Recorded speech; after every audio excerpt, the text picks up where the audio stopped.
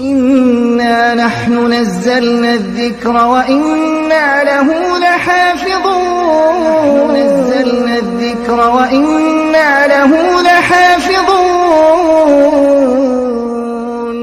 السلام عليكم ورحمة الله وبركاته. بسم الله والحمد لله والصلاة والسلام على رسول الله. طبعا بفضل الله كل مسلم بيتوضى في اليوم أكتر من مرة، ولكن للأسف اكتشفت إن أنا بقالي سنين بتوضى غلط، وأكيد انتوا بتغلطوا نفس الغلطة وانتوا مش واخدين بالكم. بعد كلام النهاردة وبعد ما تسمعوا الفيديو مفهوم الوضوء هيتغير عندكم خالص بإذن الله. بعد ما كنا بنتوضى مجرد نخش الحمام نبل نفسنا مية ونخرج عشان نصلي، لا الموضوع هيبقى مختلف خالص. الوضوء غير ما احنا فاهمين خالص. الوضوء هو الإشارة اللي هتوصلنا للنبي يوم القيامة. الوضوء هو السبب في إننا هنعبر على الصراط وإحنا منورين وقدامنا وحوالينا نور. الوضوء هو اللي هيكون سبب في سعادة الدنيا والآخرة. اسمعوا معايا الفيديو للآخر ومش هتندموا، بالعكس هتدعولي. وأتمنى منكم تنشروا الفيديو ده على أوسع نطاق، لأن أنا واحدة كنت أحتسب نفسي عندي قدر من العلم، إلا إن أنا اكتشفت إن أنا بتوضى غلط، وأكيد كلكم بتغلطوا نفس الغلطة.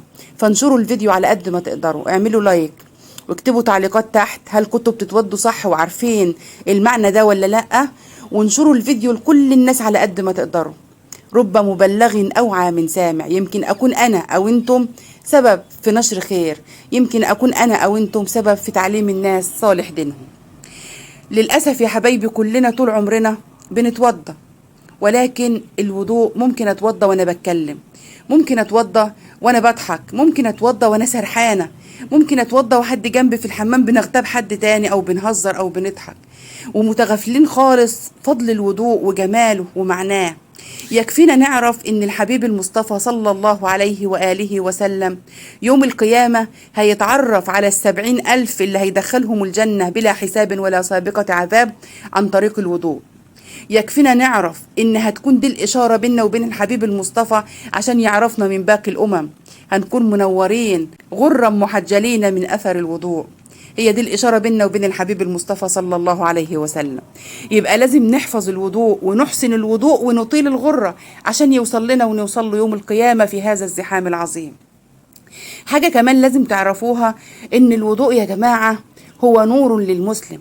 شفت ست كبيرة قبل كده بتتوضى وهي بتغسل إيدها اليمين تقول اللهم اجعل عن يميني نورا، وهي بتغسل ايدها الشمال تقول اللهم اجعل عن شمالي نورا، وهي بتغسل راسها تقول اللهم اجعل من فوقي نورا ومن تحتي نورا وهب لي نورا، وهي بتغسل رجليها تقول اللهم ثبت قدماي على الصراط المستقيم. كل ما تغسل عضو يا حبايبي تدعي له. فبقيت مستغربة فعلها، هي بتعمل كده ليه؟ هي بتدعي والدعاء مقبول، والدعاء في الطاعة مقبول، والوضوء طاعة. خلي بالكوا الصلاة من غير الوضوء مش نافعة، فالوضوء نفسه في حد ذاته طاعة، فانت لما تدعي وانت جوه الطاعة دعائك مقبول. فلازم نحسن الوضوء ونركز واحنا بندعي. يكفينا نعرف حديث الحبيب المصطفى صلى الله عليه وسلم عن أبي هريرة رضي الله عنه أن رسول الله صلى الله عليه وآله وسلم قال: إذا توضأ العبد المسلم أو المؤمن فغسل وجهه خرج من وجهه كل خطيئة نظر إليها بعينه مع الماء أو مع آخر قطرة من الماء. فإذا غسل يديه خرج من يديه كل خطيئة كان بطشتها يداه مع الماء أو مع آخر قطرة من الماء. فإذا غسل رجليه خرجت كل خطيئة مشتها رجلاه مع الماء أو مع آخر قطرة من الماء حتى يخرج نقيا من الذنوب. الله أكبر ولله الحمد. تخيلوا إنكم بتتغسلوا من جوه ومن بره. سبحان الله، لو تأملنا الحديث يا جماعة هنجد إن للوضوء حلاوة ومتعة، وستستشعر أن هذا الماء الذي تغسل به أعضاءك ليس سوى نور تغسل به قلبك. والنور ما بينزلش، ده بيطبع على وجهك وعلى جوارحك وعلى إيديك لحد ما هيوصلنا للنبي صلى الله عليه وسلم يوم القيامة عشان يعرفنا. ولازم نستجمع قلبنا أثناء الوضوء يا حبايبي. لازم نعرف إن الوضوء ده نجاة، إن الموضوع مش سهل. يوم القيامة الصراط مضروب فوق ظهر جهنم، وجهنم سوداء مظلمة، فمش هنعرف نعدي من على الصراط إلا لما يكون ربنا مدينا نور، ومش أي نور، ده يكون ربنا متمم لنا النور. عشان كده في سورة التحريم على لسان سيدنا الحبيب المصطفى صلى الله عليه وسلم وهو بيدعي وبيقول ايه: يوم لا يخزي الله النبي والذين آمنوا معه. حالهم ايه يا رب؟ نورهم يسعى بين أيديهم وبأيمانهم يقولون ربنا أتمم لنا نورنا واغفر لنا إنك على كل شيء قدير. اللهم أتمم لنا نورنا. تمام النور ده يا جماعة هيجي من الأعمال الصالحة واستمرارها وعدم انقطاعها، وهيجي كمان من ايه؟ من الوضوء وكثرة الوضوء. بعد الفيديو ده يا جماعة هنحتاج ان احنا نتوضى كل شوية، حتى لو متوضيين، لان وضوء على وضوء نور على نور. احنا محتاجين الوضوء يغسل ذنوبنا ويغسل خطايانا ويغسل اي تراب اي قذارة على الجسد. سيدنا النبي قال ايه: أرأيت لو ان بباب احدكم نهرا يغتسل منه كل يوم 5 مرات هل يبقى من درنه شيء؟ فالدرن هنا مش مقصود به الوساخة او القذارة او التراب او العرق بس، لا ده مقصود به السيئات كمان هتنزل مع الوضوء. فاستشعروا لذة الوضوء وحلاوته، وان الوضوء ده سبب في مغفرة ذنوبك وغسيل كل الاعضاء من الذنوب اللي بتعملها.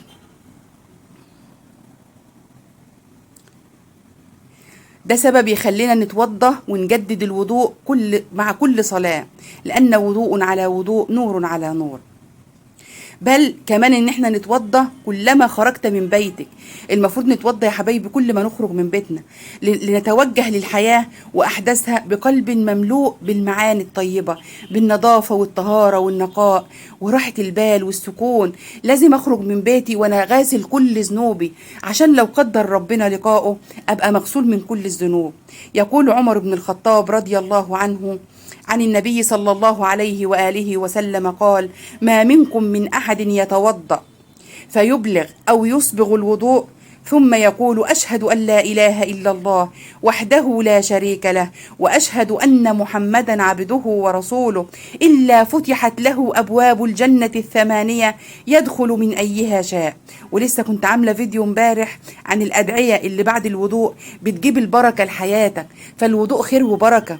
أول ما نتوضى نقول: اللهم اغفر لي ذنبي ووسع لي في رزقي وبارك لي في داري. يعني بعد الوضوء بتتفتح لنا بدعاء أي أبواب الجنة 8، وكمان في دعاء تاني بيجيب لنا مغفرة الذنوب وسعة الدار وسعة الرزق. ده كله بفضل الوضوء. وزاد الترمذي: اللهم اجعلني من التوابين واجعلني من المتطهرين. ده دعاء تاني ان ربنا سبحانه وتعالى يكتبك في الدنيا من التوابين ومن المتطهرين، ويكتبك في الآخرة ويكتبك في الآخرة من التوابين ومن المتطهرين الذين قال الله فيهم: إن الله يحب التوابين ويحب المتطهرين. استشعروا يا حبايبي المعاني العظيمة دي وعلموها لغيركم وانشروا الخير. من أحب ألا ينقطع عمله بعد موته فلينشر العلم. وربنا سبحانه وتعالى بيقول لنا في كتابه الكريم: وذكر فإن الذكرى تنفع المؤمنين. ربنا يجعلني وإياكم من المؤمنين. فلازم يا جماعة نركز في الوضوء، ما نسرحش، ما نتكلمش. لا خلي بالكم ان من سنن الوضوء ان الكلام على الوضوء ينقضه. احنا للاسف دايما فينا عاده سيئه جدا بنتكلم واحنا بنتوضى، فما حدش يتكلم وهو بيتوضى. ركزوا وضوءكم انكم تغسلوا العضو وانتم مركزين، بحيث انك بعد الوضوء ما تحسيش انك نسيتي عضو من الاعضاء ما اتغسلش. بالعكس ده انا غسلته ودعيت له كمان ان ربنا يحرمه على النار، فهنكون كسبانين دنيا واخره باذن الله. اسال الله العظيم رب العرش العظيم ان يجعلني وإياكم من التوابين ويجعلنا من المتطهرين، وأن يغفر ذنوبنا ويغسل حوباتنا. اللهم إنا نسألك طهارة القلب والبدن وطهارة اللسان. اللهم إنا نسألك نورا في الوجه ونورا في القلب. اللهم إنا نسألك حبك وحب من يحبك وحب كل عمل يقربنا إلى حبك.